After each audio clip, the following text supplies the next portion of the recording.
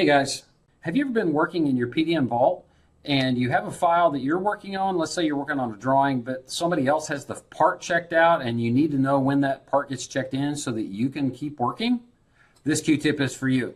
So right now I am logged into the vault as Jim. And unfortunately we have a part that is checked out by the admin. And the admin's been working on it and it's checked out on a different computer, but I'm working on this drawing here. So I need to know when this gets checked back in, but I don't want to sit here and watch the folder. Check this out. Right click on the part that's checked out, slide down to notify, and then check me when checked in.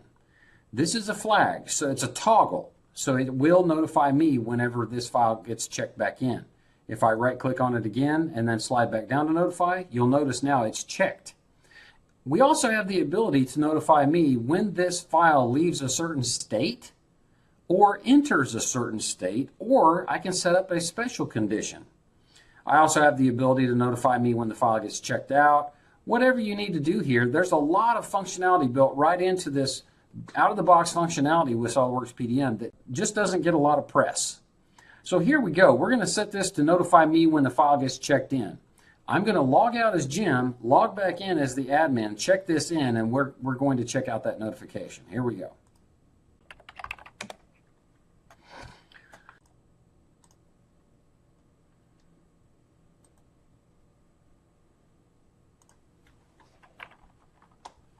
We're going to check the file in as the admin, and then we're going to log back out and log back in as Jim.